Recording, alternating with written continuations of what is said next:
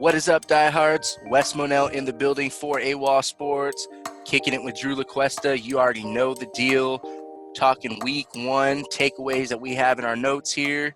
And let's start from the top. Something in general about week one.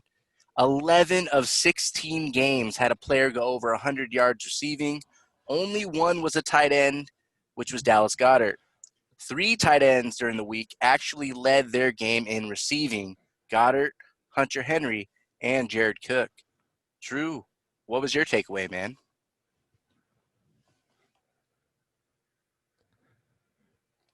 12 of the starting quarterbacks actually had a passer rating of over 100.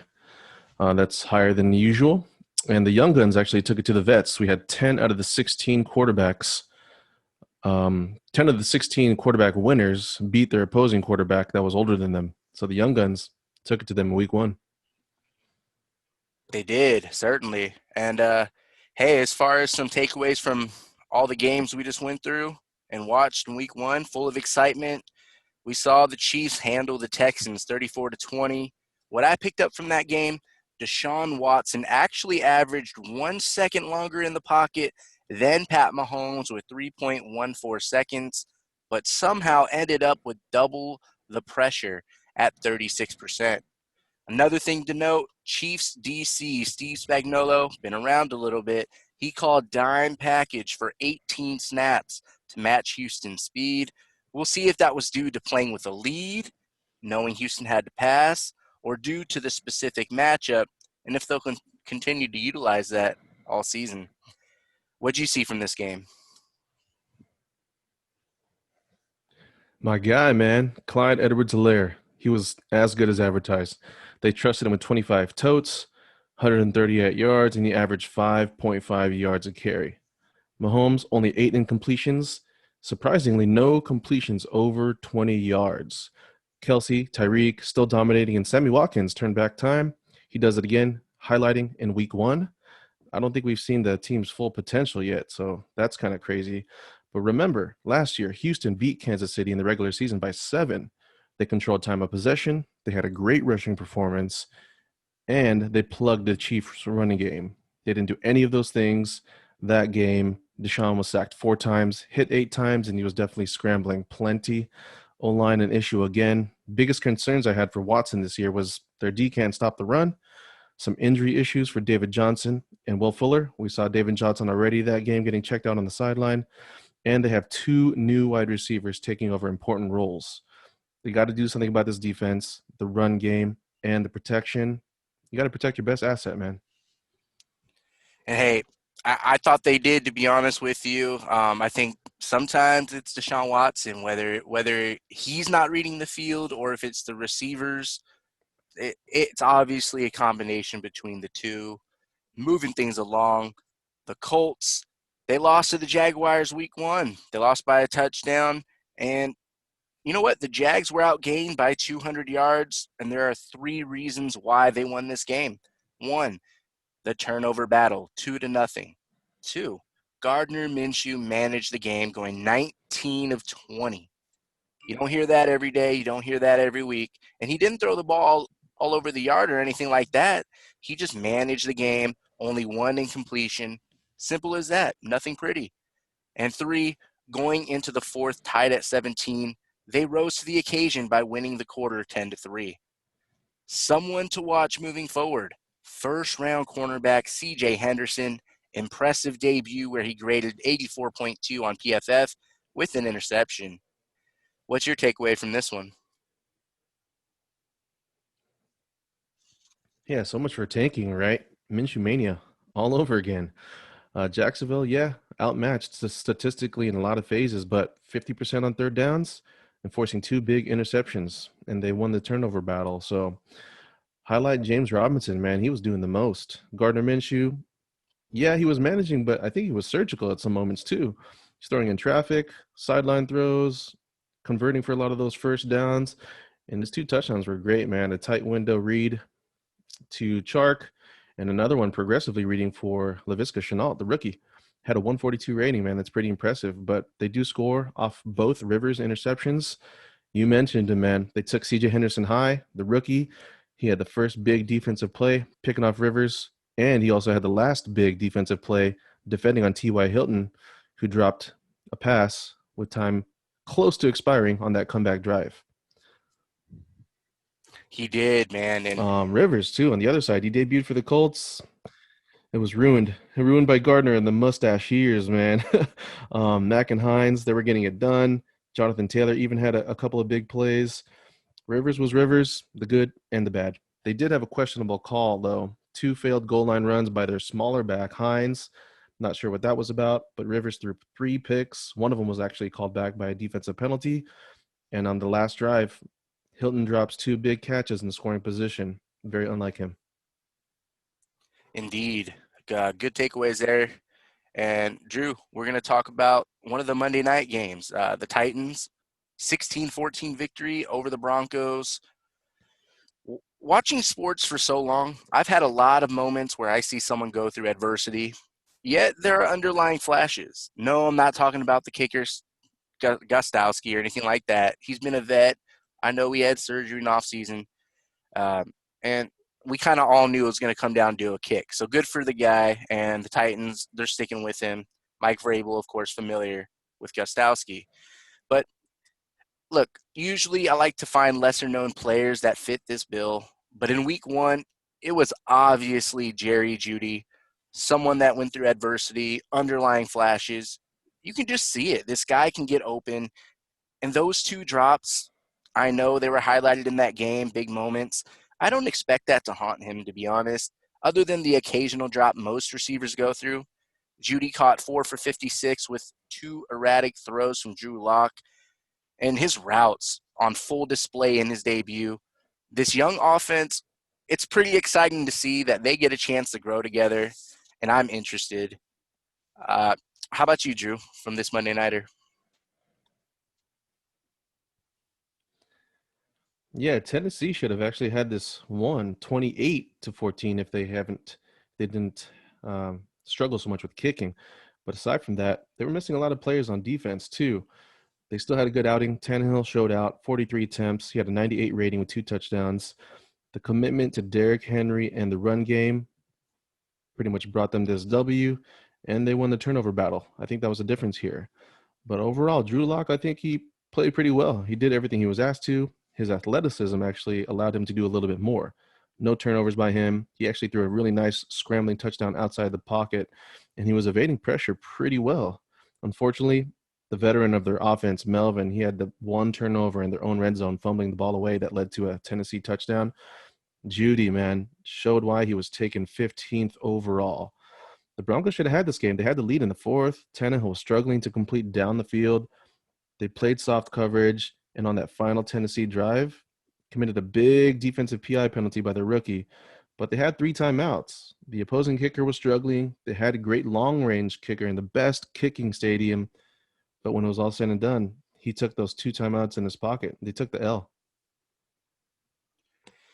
Yeah, and team in their division that did not take the L, the Los Angeles Chargers, they went over to Cincinnati. They escaped by a field goal, 16-13, due to a missed field goal at the end, a chip shot for the Bengals, no good. But my focus, my takeaway from this game, Joe Burrow's last drive starts at his own 17, down a field goal. He runs up the middle on the first play. Then, on the ensuing plays, 7 of 9 passes for 70 yards to get down to the 3-yard line. 7 seconds left. A.J. Green one-on-one against Casey Hayward on the far right. Green runs a comeback route, extends his arm to gain separation, catches the pass in the end zone, but he gets called for offensive pass interference. And of course, like we said, the kicker misses a 31-yard chip shot for the loss. Look, man, Burrow showed moxie on that last drive, a little bit of what we actually expected to see. I don't know how soon or how late we expected to see this kind of Joe Burrow. We saw it in week one on the last drive, even though we know it's you got to pass. We all know the deal. You're playing from behind, trying to get a win at the end. But I also see the first points of the game. He scored on a 23-yard scramble. So I like the moxie this kid showed. I love the last drive. And if anything, we know it should have at least been an overtime game. They could be 1-0 right now in regulation in overtime.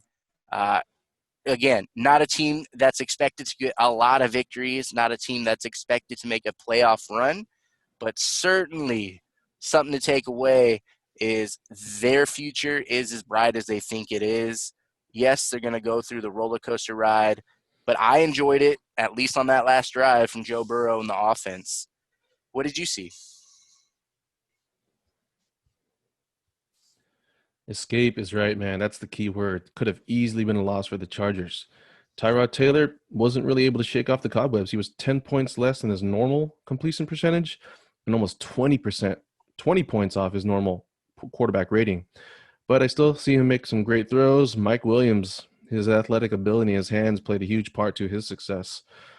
Pass rush was key. They got 3 sacks, 6 hits on the quarterback, and Melvin Ingram on the D line actually got a pick. They got the chunk plays. They won the turnover battle. They got 3 points off a forced fumble in the opponent's red zone. That was definitely key. When it came down to the final drive, they didn't give up anything big, and the W just fell in their lap. But man, Burrow, in my opinion, yeah, man, great debut. He did some rookie things, but he also made some respect-worthy plays. Defense did a pretty solid job. They only gave up 1 touchdown. They stopped the Chargers twice, actually, on fourth down.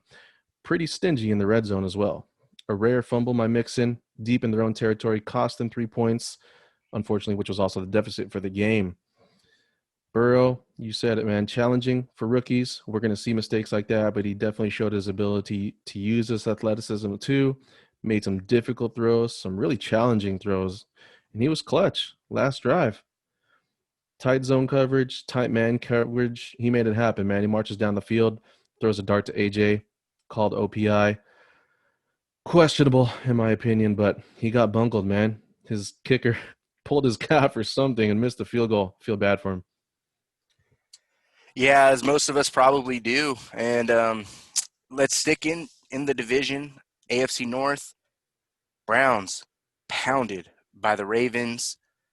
Man, I rewatched this game for a third time last night. I have to tell you, I was intently watching for the moment in the game I thought the Browns got in their own head or the Ravens just kind of crushed their spirit, so to speak. There was no particular moment I can come up with after watching this game three freaking times. It, I would describe it as kind of a machine, to be honest with you. I know everyone's high on the Ravens. I'm not down on the Ravens. I'm more in wait and see. I'm more in show me mode. And look, man, the Ravens, they're kind of like a snake. They slither around you before they kind of tighten up and suffocate you. I mean, it kind of just hit the Browns. I'm telling you, I was looking for that moment in the game, and it was just consistency from the Ravens. And some more PFF research talking about Lamar Jackson here. 9 of 11 for 134 yards against pressure, 12 of 15 for 168 yards in a clean pocket, 7 of 7 for 110 yards on play action, which is probably going to be their bread and butter. His development has been one of the most intriguing things to watch around the league, certainly for me. And I'm impressed week one. They split games with the Browns last year. I think the Browns improved their defense. I think their secondary is going to develop into something that's tough. Week one, Lamar took over, man.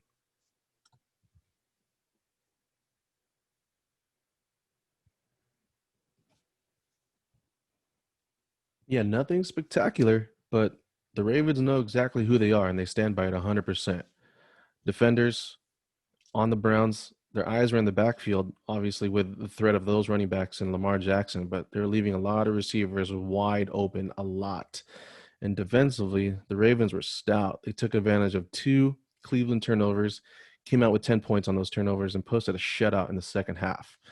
I would love to see Lamar take less hits. There's about 2 or 3 hits that had me cringing, Mm-hmm. but 55% on third downs, 5 scores out of the 6 red zone attempts, and a W for the turnover battle.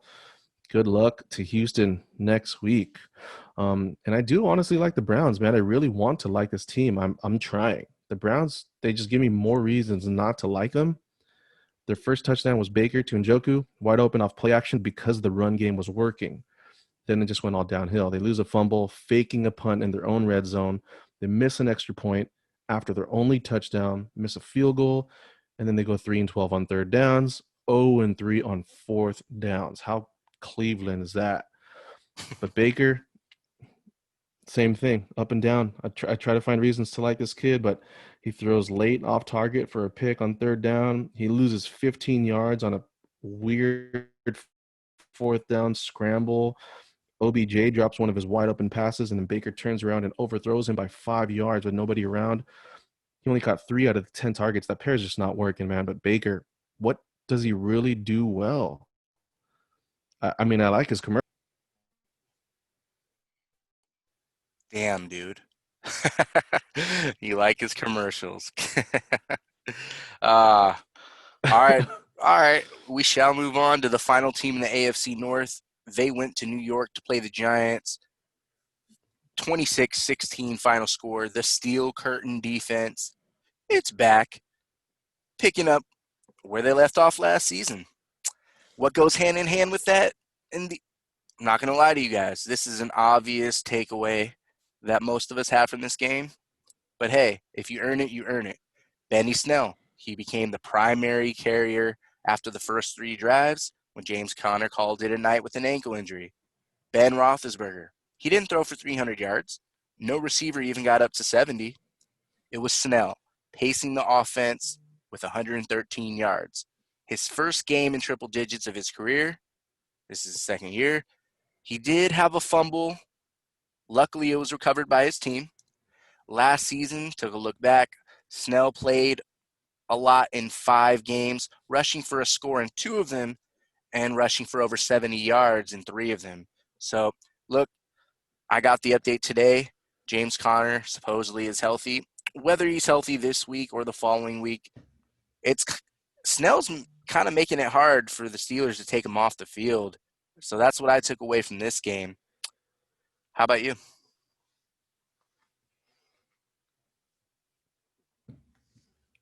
Yeah, this game, this matchup, we saw top 3 defense, in my opinion, versus an emerging young offense, and it was exactly that. Steelers' pass rush was phenomenal. Their gameplay to stop Saquon worked perfectly, catching him in the backfield all night, and the wide receivers were open all night, sometimes wide open. Vintage Big Ben took advantage of the moments, took advantage of the defense. He was great under pressure, made some tight throws, made some throws getting hit. Vintage Big Ben, man. I love to see that. One of my favorite players.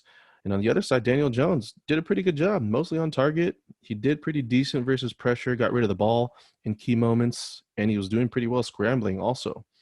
O-line struggled a little bit in pass protection, obviously, against this elite defense. Didn't really get an opportunity to create lanes for Barkley. Outside of Slayton, the wide receivers had trouble getting open. But keep in mind, this offense, dating back to last year, has never started a game with all those skill positions healthy, but they definitely showed some future promise. They did. You're right about that. Against an elite defense that you and I and the whole football world sees. So, all right, looking over Miami at New England, the Patriots won 21-11. Cam Newton rushed 15 times for 75 yards, 39 of those coming after contact. Hey, we'll see if Cam and his health can endure the season. I don't know, 15 runs a week. I question that a little bit, but hey, week 1, he was fresh. He got it done. And what I see is the Patriots now, it looks like they have an experienced version of Josh Allen, their division rival, one that has tasted success at a high level with an MVP, a Super Bowl appearance. Cam's been around this league a little bit. So, hey, at the very least, to have a seasoned vet as opposed to the alternative. Between, you know, the array of backfield players on the Patriots and the O-line, they had the ball, you know, 11 minutes longer than Miami did. So, look, control the pace, control the clock, rest your elite defense. That's a recipe for success. When I look at Miami, I want to shed a light on their offensive line, to be honest, who they only allowed 4 pressures against that elite defense. I know Ryan Fitzpatrick tossed 3 picks. I went back and watched those games. Those picks included, those were all on Ryan Fitzpatrick. He wasn't pressured on those plays. Back to the O line, they helped a fantasy sleeper in Myles Gaskin, 13 touches for 66 yards. And you want to know something? Jordan Howard and Matt Breida, they combined for 13 touches in week 1. How about that? And what do you have on this game, man? Man, I love Cam Newton, man. He's so different. He's got so much charisma. One of my favorite things about him is he always gives a game ball or signs a jersey to kids, young kids. But I still have the Patriots struggling this year. This matchup just screamed W for New England's defense based off last year. It looked all the same for this game, too. It was elite versus petite in time of possession, red zone opportunities, turnover differential, and just overall points. It was strength versus strength too. Fitzmagic versus the number one pass defense. We know Fitzmagic kind of carried them through some winnable games last year. Didn't show up this year. This unit on the defense for New England, that secondary excelled, forced 3 turnovers.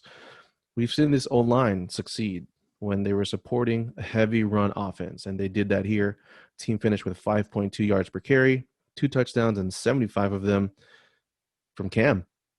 New England was definitely prepared. I'm not sure if Cam can go all season carrying 15 times a game or taking hits like that. They're going to need some versatility in the pass game to even think about the playoffs, especially if the Dolphins already found a way to get 7 tackles for a loss in this game.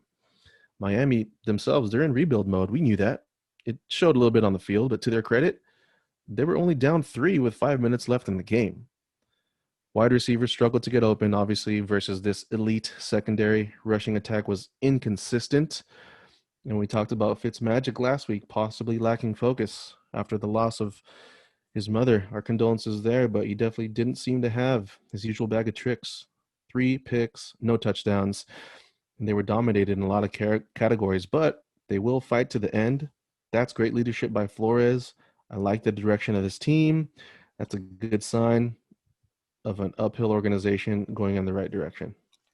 Agreed 100%.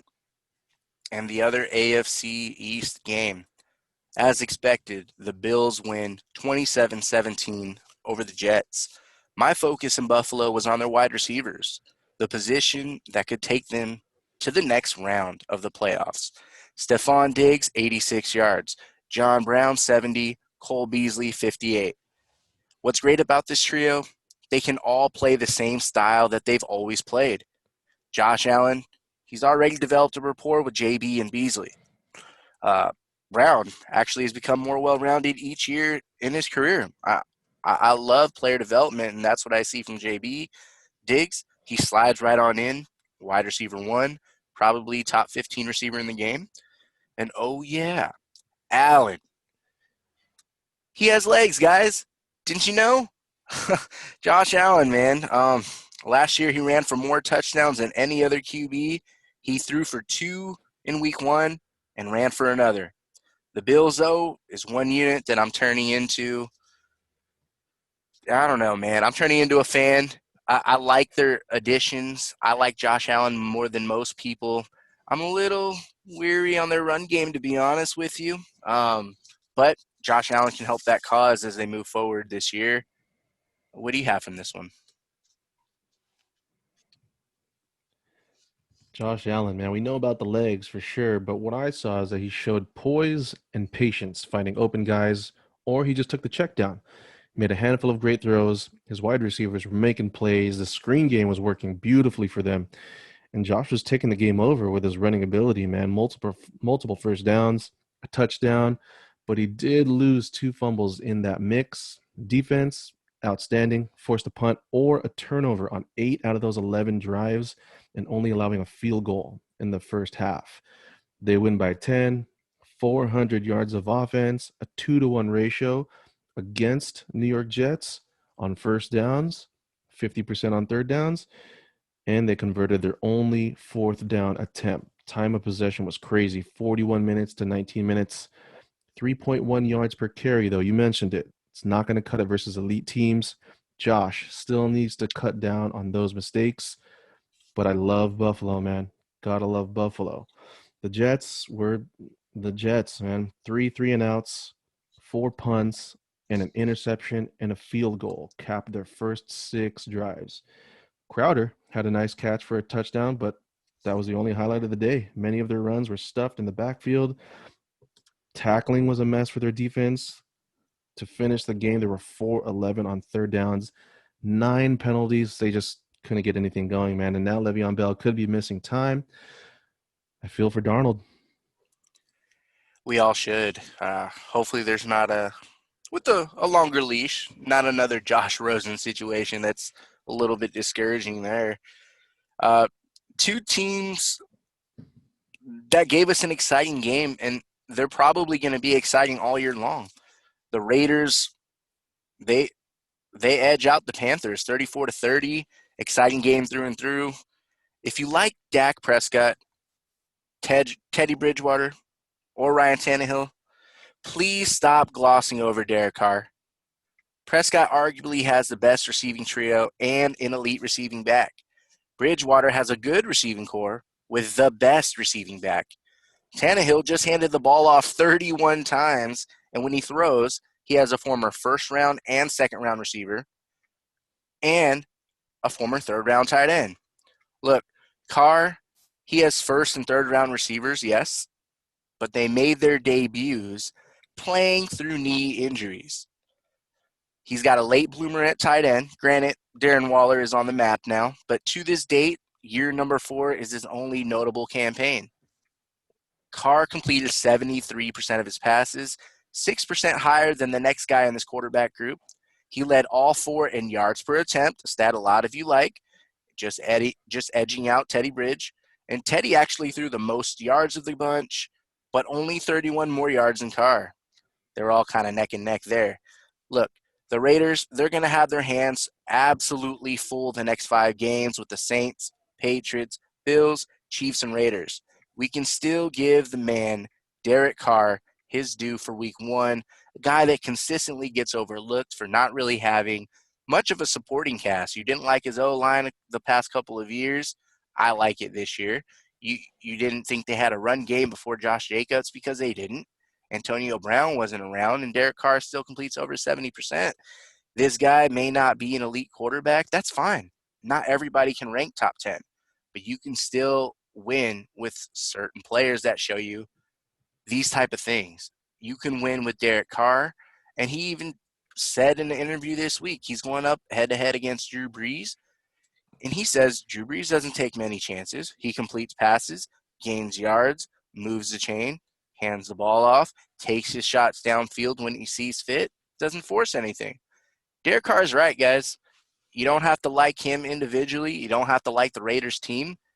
That's fine. That's on you. But I'm telling you, if you like Dak, Teddy Bridge, Ryan Tannehill, some of these game manager type of quarterbacks, maybe Dak has a little bit more oomph in him. I get that. I'm just saying, give my man some credit here. Drew, what do you see from this game, dude? Yeah, Carr looks solid. 108 rating. He often had a clean pocket. He kept it simple. He was super accurate. And to tie that together, it was the Josh Jacobs show for Las Vegas. Carr found Ruggs wide open, off play action for a big gain, setting up one of those touchdowns from Jacobs. Carr's second touchdown was a perfect dime touchdown pass to Aguilar in the red zone. That was butter, man. They had a slight edge on third downs, more red zone trips. It went back and forth, but the Raiders came up with a fourth and short stop to seal the game. On the other side, new coaches and a new quarterback. They just came up short when they needed it the most. Pharaoh Cooper did a great job on special teams, putting them in positive field position at times. Robbie Anderson made a great adjustment on a deep ball for a catch, juke, and run. Got the score, and he also got the 2-point conversion. CMC was himself balling out of control. Questionable decision, though, going with Armah instead of CMC. Drive on the line. It was a 4th and 1 in Raiders territory. They didn't convert, and they lose by 4. All right, next game here. The Bucks played the Saints. Things weren't too hot, but that's okay. I'm not the guy that panics. I believe in patience. Who didn't expect the Saints to win this game? Be real. Be real. And do pick sixes happen? I get it. Not often. Come on now. Tom Brady is far from done.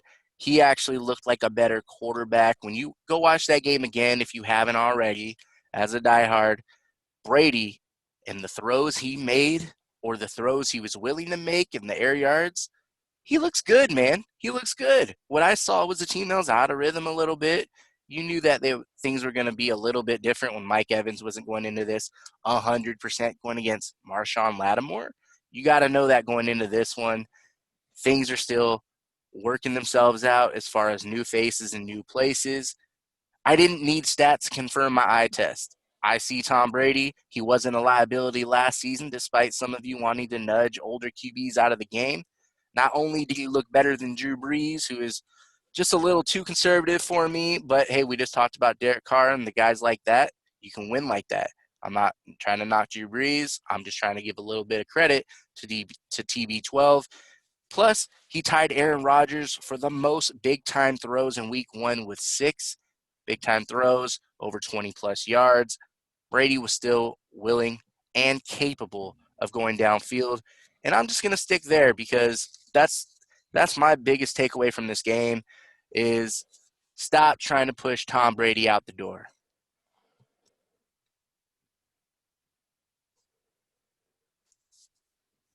Saints played great, even without the deafening crowd noise. Defense showed up here, winning the turnover and time of possession battle. They were able to capitalize against a new look Bucks offense, racking up 3 sacks, 7 quarterback hits, forcing 2 interceptions. One of them that went for a touchdown. New Orleans needs their rushing attack though up to par. Nothing really was spectacular, and we know they can run the ball, but Breeze will have to do better than 61%, especially if the reports of Michael Thomas missing some time is accurate. Yeah, you're right, man. Brady, everyone knows he threw 2 picks, but don't sell your stock just yet. The pick six was bad, no excuses there, but the other interception was just a communication error with Evans. Brady, Evans, that will fix itself.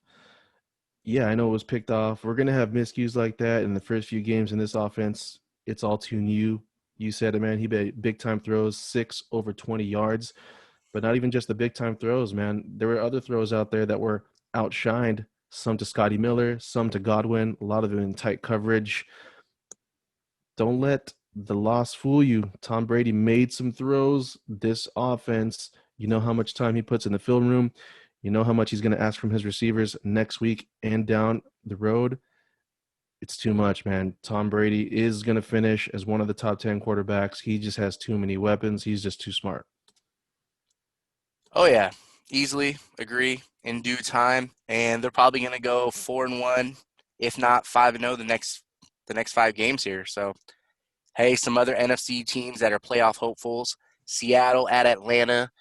It turned into a fun game. I mean, Atlanta had to play from behind. They wound up losing 38-25. I just want to speak on the wide receivers here. In a game that racked up 722 passing yards, Tyler Lockett had the second best catch rate last year. He starts this season going 8 for 8. DK Metcalf, he kind of continued last season's learning curve, catching 4 out of 8. That's half, if you know math. Hey, both top 90 yards on the day. Russell Wilson was cooking. It was exciting, fun to watch. They got the dub. As for ATL, Julio Jones stamped his name in year number 10. How time flies when you think about that. Julio Jones, 157 yards, sensational. Calvin Ridley, 130 yards, and Russell Gage, 114. Ridley currently leads the league with 9 receiving first downs, already off to a fast start. And Atlanta's probably saying, why all the talk about Dallas and Arizona? This trio caught 9 of 12 targets each. I know. Seattle went up in the third quarter and they were in play from behind mode and perhaps some extra stats, some padding of the stats they wouldn't have gotten. Or so you think. I think this is what Atlanta's going to be all year. Of course, I think they want to establish a little bit more Todd Gurley in that offense. But Austin Hooper leaves. He was integral to that offense last season before getting injured. They like Russell Gage, and I see why. They have 3 wideouts. go over 100 yards week one. I'm not saying that's going to happen every week, but damn, this is clearly one of the best trios in the league. Don't be surprised if they all hit 70 plus every single week. What'd you take away from this game?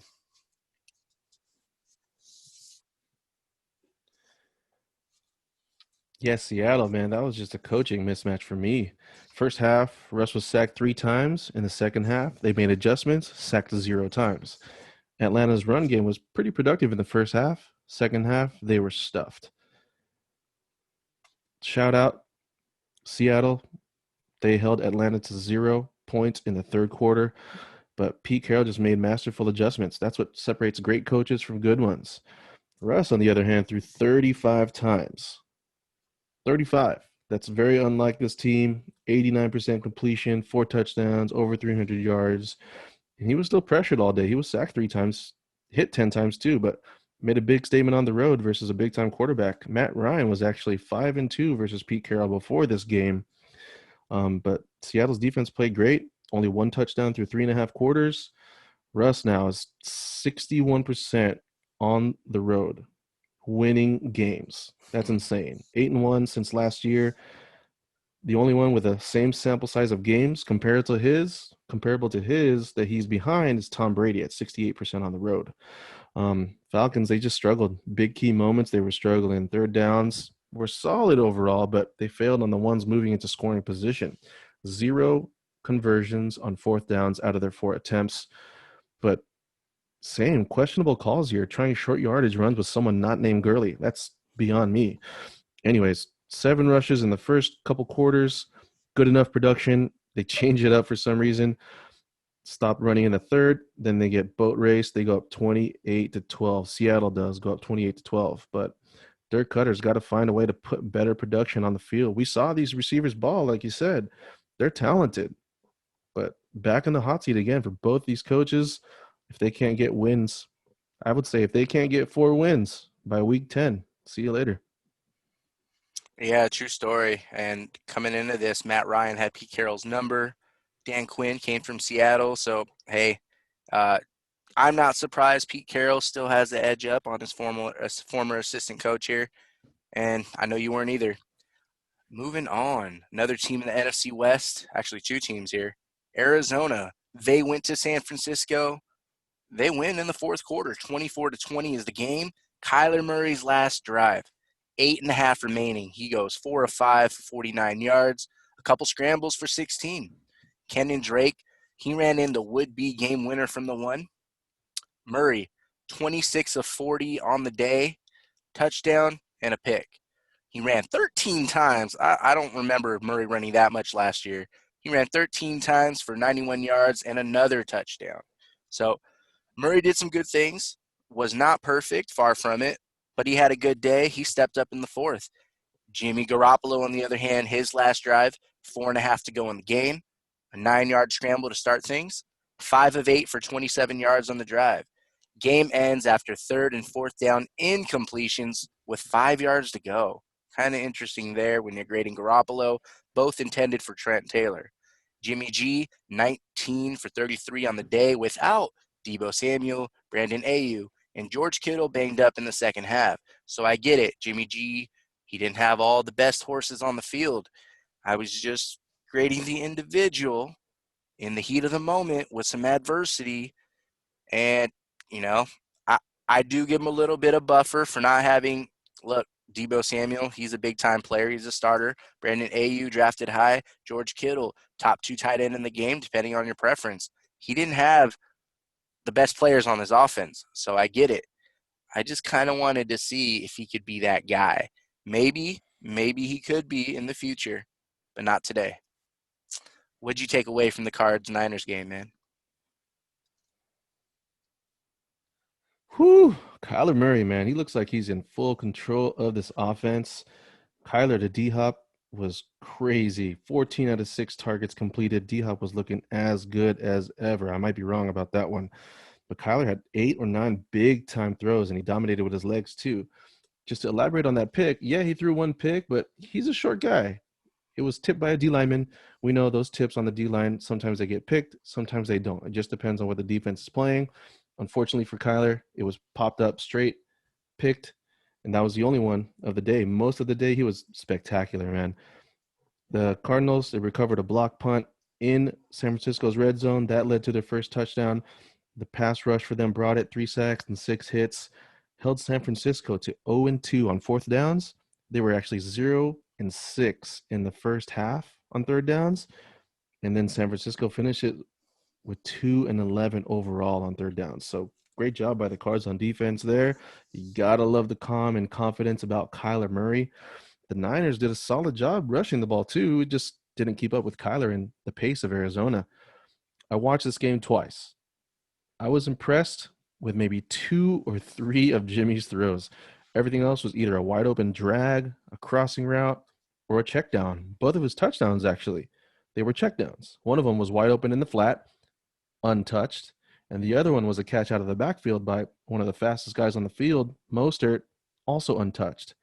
Then on the final drive, you mentioned it a little bit, but Jimmy G, just to elaborate, he had 2 big opportunities.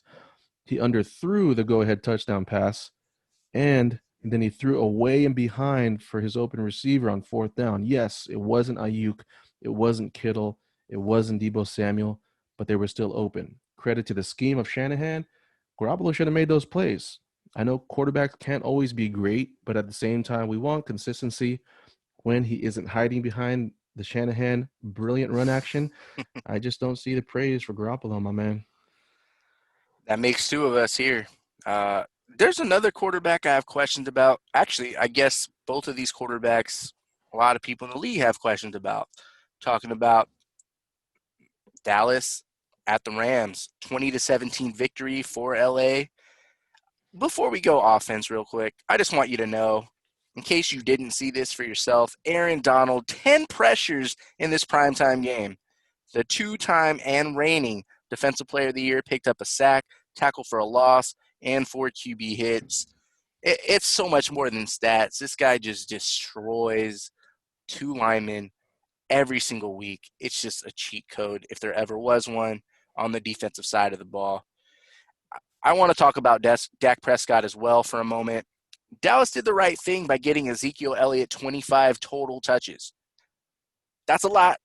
That's what I want them to do. That's what I think they should do, and they did do that.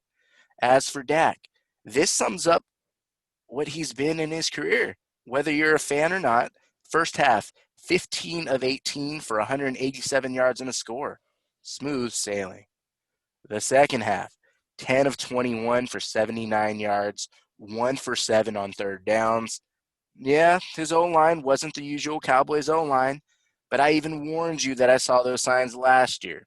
Yes, there were 2 drops on the day from his receivers, but 16 other quarterbacks, that's half the league, they suffered the same, if not more, drop passes. There's a reason Prescott is playing under the franchise tag. What do you have over there, Drew? Man, that Donald stack is ridiculous, man. I thought he would definitely control the game in that perspective, but man, that's a lot more than what I would have guessed. But I mean, to tie into that, we stuck to our style, man. It was our style on the offense the entire game, controlling the line of scrimmage, quick passes, move the pocket, keep Goff clean. Only 1 sack and only 3 hits on the quarterback.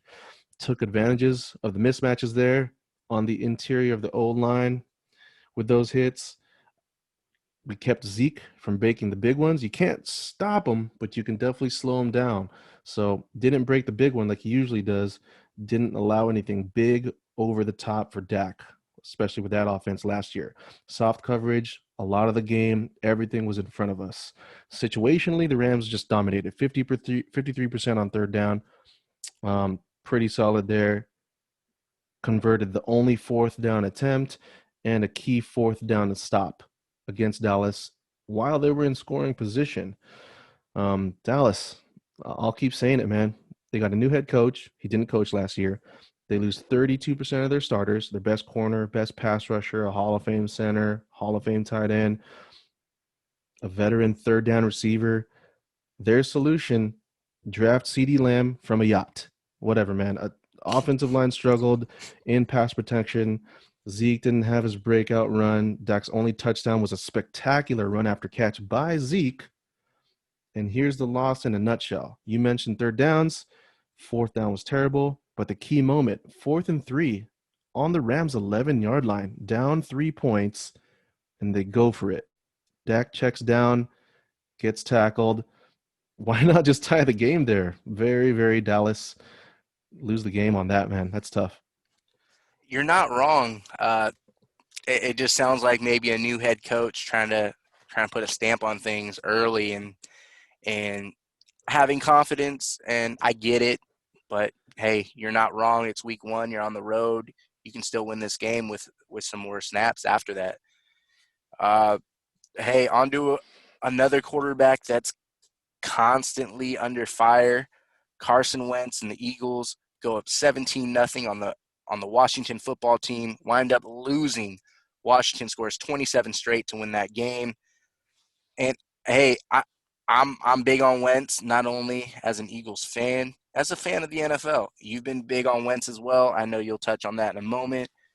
Look, I know since Jimmy Garoppolo is fresh on the brain here, we just talked about him a couple minutes ago, that Jimmy G, Carson Wentz are two highly thought of quarterbacks in terms of potential.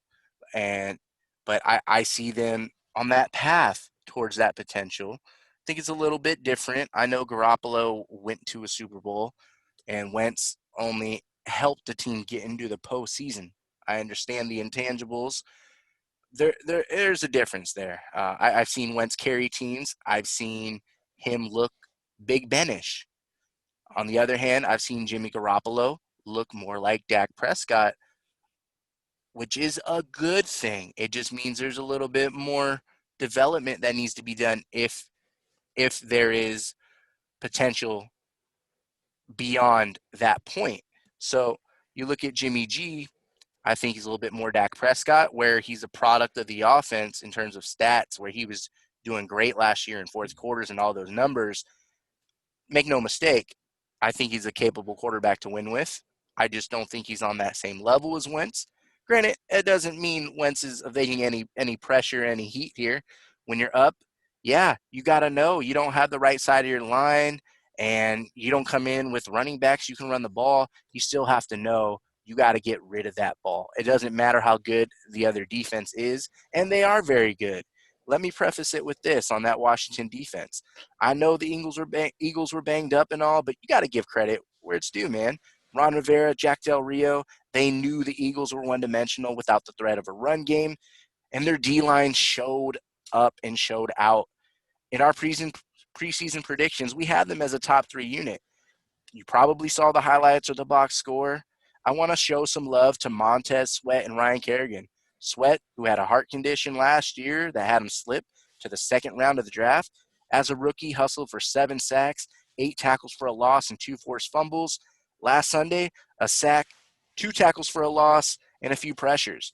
Picking up where he left off, he's a baller. Ryan Kerrigan, named Defensive Player of the Year in only 22 snaps. So, hey, 32 years old or not, I didn't think he was over any hill. I still think he's a productive pass rusher. And he's pretty good against the run, too. That's always been his MO. He took the inexperienced side of the line to school with 3 pressures, 2 sacks, 2 tackles for a loss, cherry on top, a fumble recovery. So, look, man, I, I'm a believer that the Eagles are a playoff team, but we both had the Redskins winning half a dozen games, knowing they were going to be a tough out more weeks than not because of that defense. Lo and behold, we see it right away.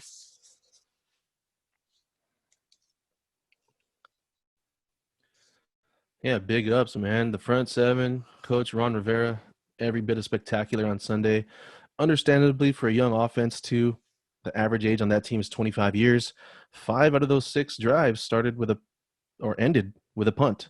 They never eclipsed 4 plays. Haskins did a decent job scrambling, checking down, or completing a 14-yard pass to Sims on their only successful drive in the first half, but it only ends with a missed field goal. They gave up a couple big passes, some penalties with the Eagles in scoring position, but the second half, different story. Great adjustments. That's great coaching. Washington scores twice off 2 turnovers. in scoring position and another goal line touchdown run. So defense stopped all the next drives of Philly in the second half with two three and outs, an interception, plenty of sacks, 8 on the day, and hit Wentz 15 times. Great job by Rivera. For Philly, I'm trying to focus on when this nightmare is going to end, man. I know you feel it too, but they're going into this game already down 5 starters, I believe. Then they lose 3 more. That's just from what I saw. I mean, there's too many to keep up. Sucks, man. I feel you. But despite all that, they did hold Washington to only 27% on third downs. They had more total yards, better yards per play, more completions, better yard per carry average, and less penalties. All with those missing pieces, they still sacked Haskins 3 times and hit him 10 times. So they do better on the depth. We still believe in this team. Most should, if you look at the games and watch the games. Deshaun Jackson only 46 yards. Ertz only giving up 18 yards. With Wentz on his back often, man, this guy's a freaking warrior. Found a way to put up 24 completions, 270 yards, 2 touchdowns. Hey, man, they should be getting starters back, getting the green light for Sunday. The only thing is they can't be giving the ball away. I don't care who's on the team. Don't give the ball away in their own territory. No team can survive that.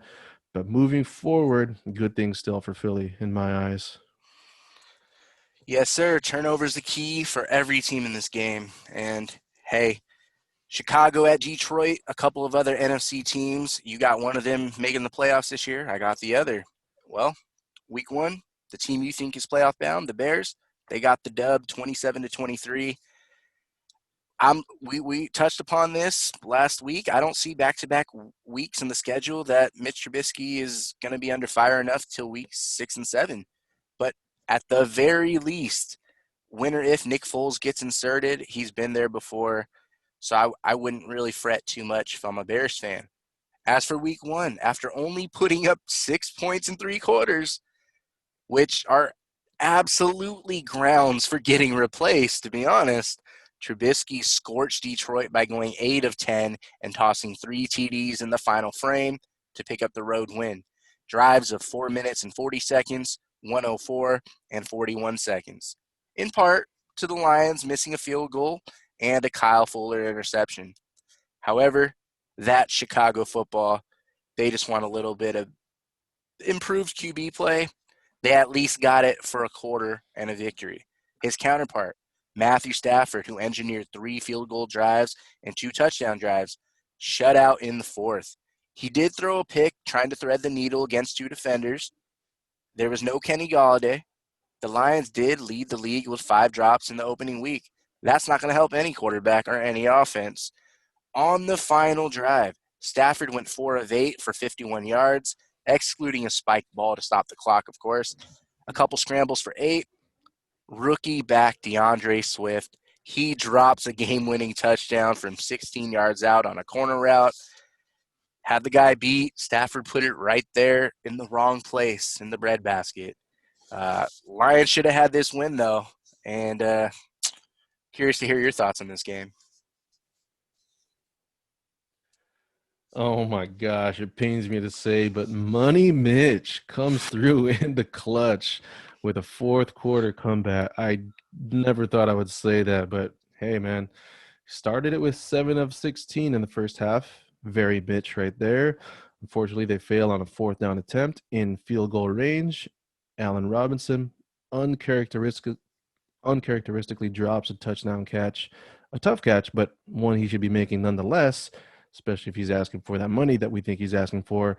Then they'll only be able to put up 6 points. Everything changed though. Second half, they outscored Detroit 21-10.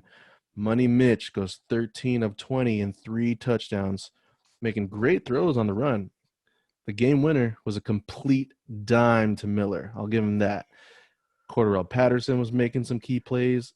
A-Rub, Tariq Cohen, and Miller they were making some insane catches, man. Their pass rush forced 2 field goals. One of those field goals were missed by the Lions. That was a great coming out party for Money Mitch, man. The offense does need to improve on their 2 of 11 third down performance, but he silenced all doubters this week. This week. And Stafford, we both love Stafford. all that talent on the offense, they were kind of up and down and definitely should have won the game. Stafford goes 24 of 42, only 50% completions, throws a touchdown in the first half, no interceptions. Second half, again, different story. No touchdowns, one interception, trying to force a pass into tight coverage in the middle of the field. He does lead them down the field. Drop pass by DeAndre Swift would have been the game winning touchdown with 11 seconds left. Detroit definitely missed on plenty of opportunities, not just that one, to either score or get stops. The 8 penalties don't help. It doesn't get easier. They got Green Bay, Arizona, and New Orleans coming up. The other NFC North matchup, Green Bay, Minnesota, turned into a shootout where Minnesota had to play from behind. The Pack gets the victory 43-34. I'll say this much. The Vikings showed me more on offense than I think they had. Maybe I was a little bit skewed because Stephon Diggs is out of town. Uh, hey, they did their thing offensively to at least carry some momentum next week. I want to talk about Aaron Rodgers real quick. He's not declining. He never was. The fools that thinketh such a thing. Not yet, guy. Look, 5 completions over 20 yards. Six. Tied for the league with Tom Brady. 6 big-time plays. 4 scores in 7 years ago. Nah, I'm just kidding. But really, 4 scores and 364 yards. It's evident that Minnesota overhauled at cornerback. Rodgers shredded them. I want you to give him credit. I'm not talking to you, Drew. I'm talking to the football world. This is an all-time great that is still actively great. Aaron Rodgers, sideline, middle, the seams, man-to-man, the fades, the deep balls. This guy did it all, still can do it all. I can't believe this man was getting doubted.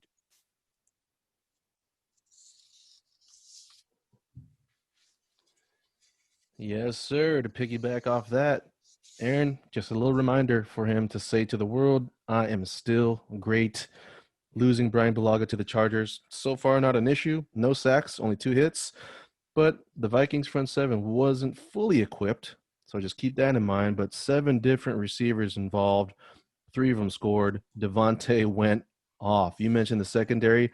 I mean, freaking double the guy at some point, right? But A-Rod, this offense just simply took advantage of what the Vikings put out there on defense. The most points allowed by a Mike Zimmer coached team. He came out and he showed out, man. But the Vikings, on the other hand, they scored the first touchdown, but that was all downhill from there.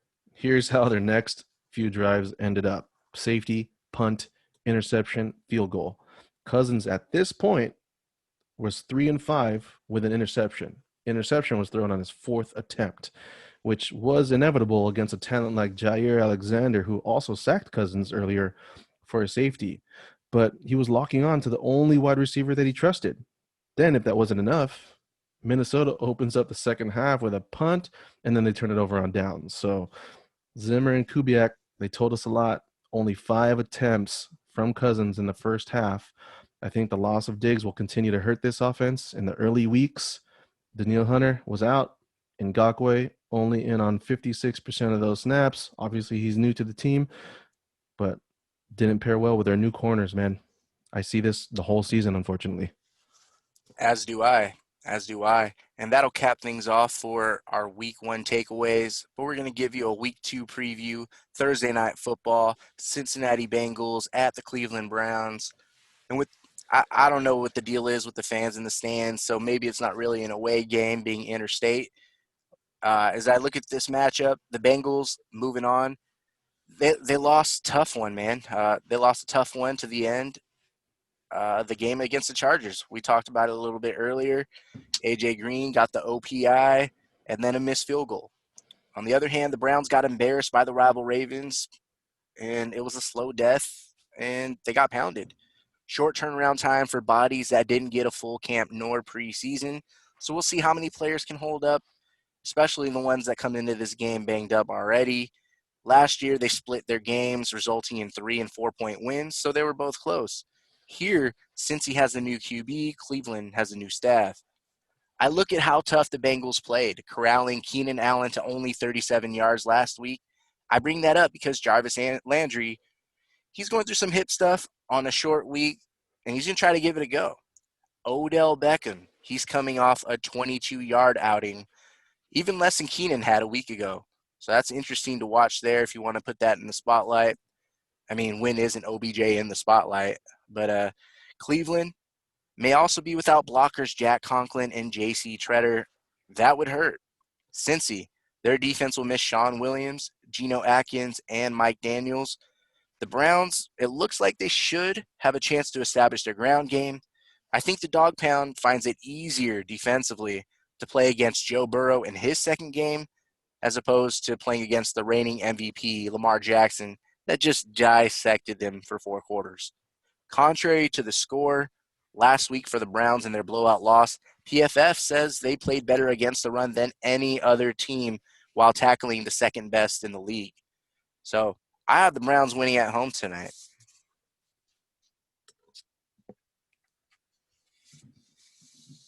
I'm on the other side, man. I got Cincy, Burrow, and these Bengals. They should have had that game versus the Chargers. They had it won twice.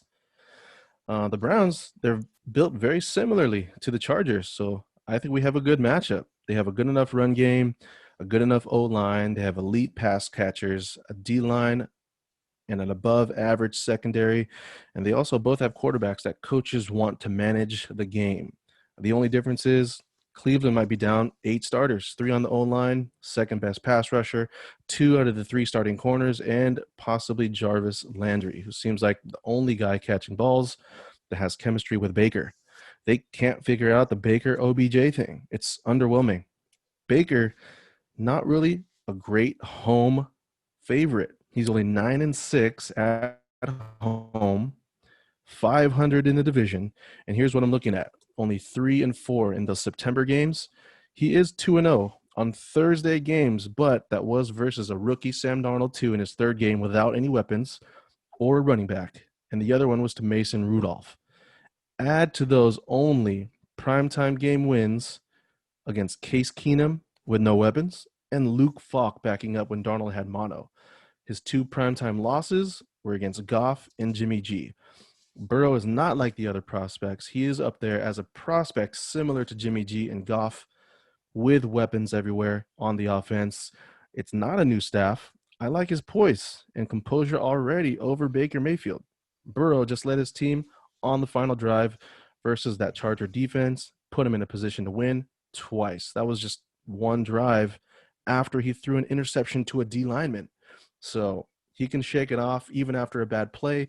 When Baker goes into turnover mode, he cannot shake it off. And I believe there's already questions floating around in that locker room after that huge loss. The Bengals locker room knows exactly what Burrow did for that team. They love this kid. They voted him team captain. Did you see that celebration when Burrow scored his touchdown? Every single Bengal was out there congratulating him in the end zone. Who was there to greet Baker for his touchdown? One guy. I got Cincinnati, man. Some really good points there, Drew. That's why we're doing this. That's why you're here.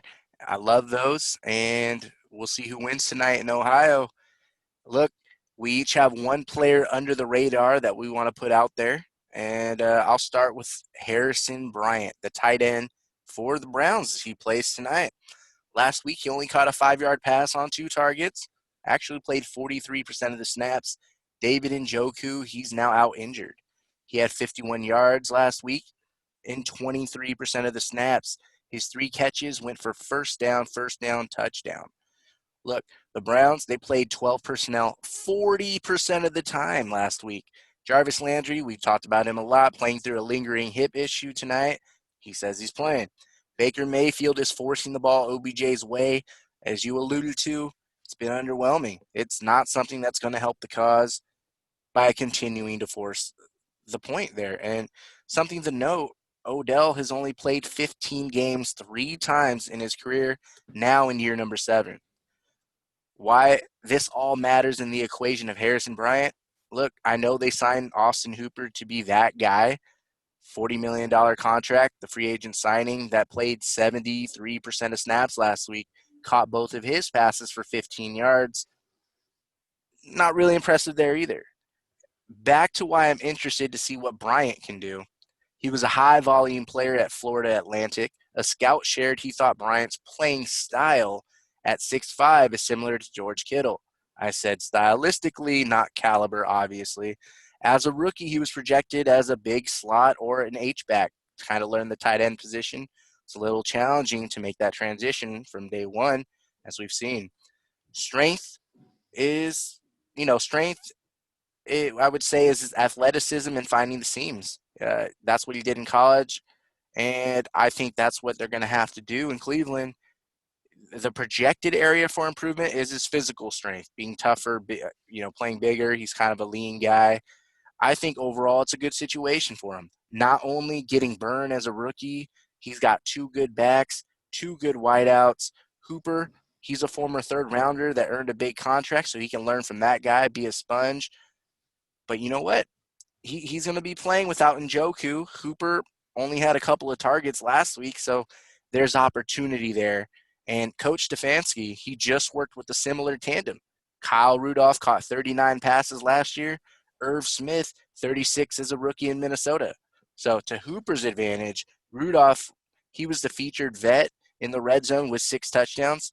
So I can see that kind of coming here and following Stefanski. I get it. But Baker, as a young quarterback that needs a tight end and security blankets and those type of routes, or look, hey, if Baker isn't the guy and Stefanski sees what you see, Drew, then backup Case Keenum, say he comes in for any reason. He was part of Minnesota's run to the NFC title game a few years back.